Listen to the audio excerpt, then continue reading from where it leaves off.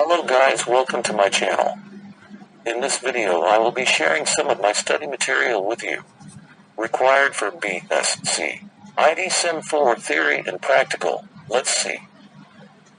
Go to this link available in description. Now, click on repositories.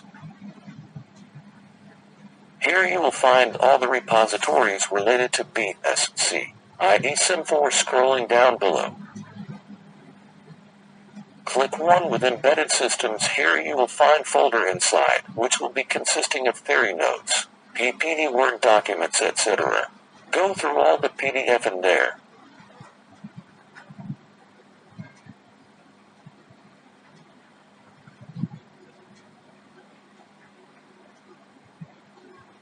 And don't miss the practical journal, with my name on the file.